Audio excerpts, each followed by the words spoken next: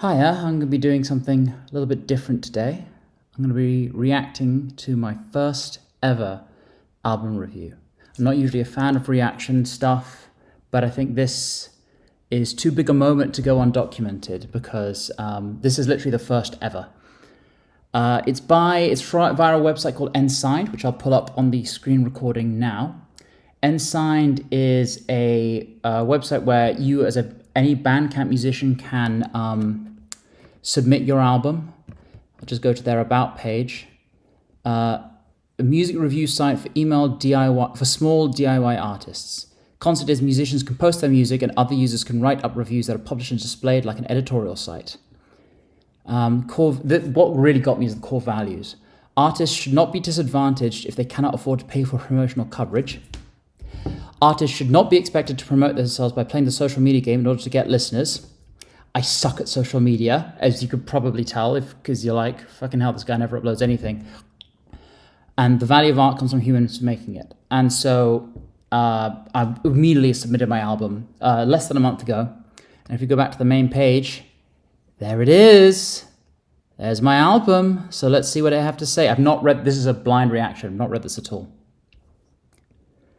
Sometimes I encounter an album that is, broadly speaking, adorned by stylistic markers that I am familiar with individually, but are combined in a way that make them feel new and fresh. Lorien Ross's No But I Will Be is one such album, and a very strong showing at that.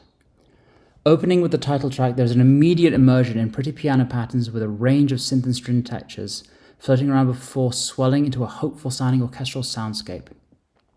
It has a very distinct feel of an intro track, reinforced by its brief runtime.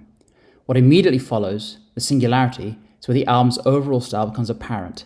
Heavy guitar riffs, uplifting melodies, and generally a rock feel, while being melodically distinct from what rock music usually entails. A high point here is the vocal performance, alternating between gentleness and force with impressive control over a wide range. The chorus here reveals the first appearance of a reoccurring stylistic assembly, with melodies and vocal delivery reminiscent of power metal, instrumentally comfortably still in the realm of alt-rock. I never expected a power metal comparison. I don't listen to power metal, so that's fascinating to me.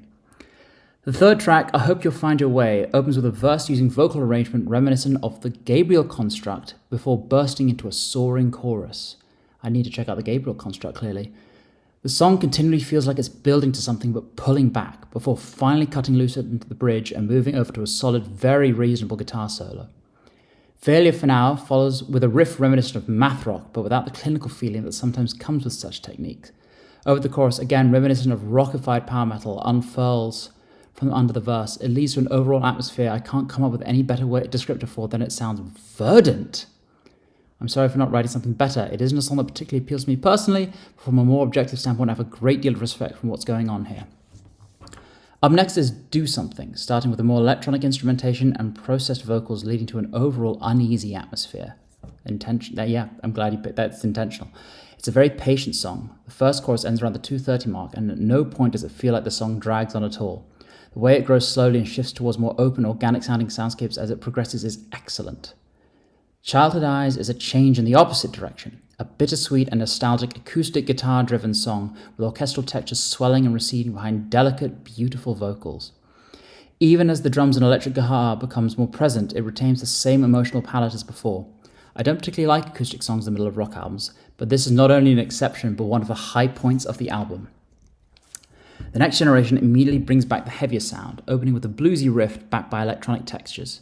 The fade to pianos after the second chorus feels kind of awkward. Fortunate since everything about this album is so good. Agree to disagree there. It's followed by World of Wonder, immediately bright and energetic with cool guitar lead and rhythmic patterns reminiscent of, broadly speaking, electronic music. It's a great song, but I don't have anything insightful to say about it. This is followed by Keep the Faith, opening with a choir figure before launching into an uplifting rock song that again takes cues from power metal in its chorus. Following the second chorus, the song explodes into a heavy guitar-driven bridge with rough, forceful guest vocals by Louis Vasquez. Shout out my boy Louis. Putting a guest vocal on one song on the album that otherwise has one primary vocals is a bit hit or miss, but in this case it suits the song and gives it some nice variation without feeling too out of place.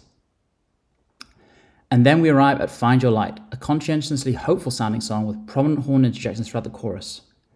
My initial notes describe it as basically just a really fun song, which is more or less the best way I can consciously describe it. It's uplifting, slightly silly in moments, without being particularly jarring or awkward among the more serious songs in front of it. Up next is the beautiful penultimate song, Sad Heart Singing for Joy, opening with a fast, quiet piano before bursting into perhaps the most uplifting passage on the album. It's cathartic, comforting, reassuring, and one of the most well-placed songs I've encountered in a long time. Any earlier in the album it would have been great on its own, but nowhere near as impactful. The album's conclusion, Who We Have Become, starts out minimal and stringy before swelling into a sweeping dramatic orchestral soundscape that gradually shifts its instrumentation about. It's different from the energetic rock album of most of the album, but feels like a sensible ending point regardless.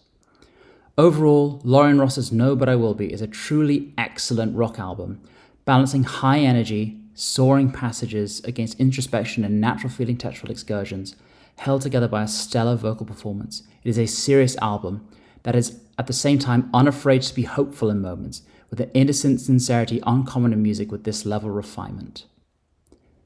Thank you so much to Moth. You've hit the nail on the head there.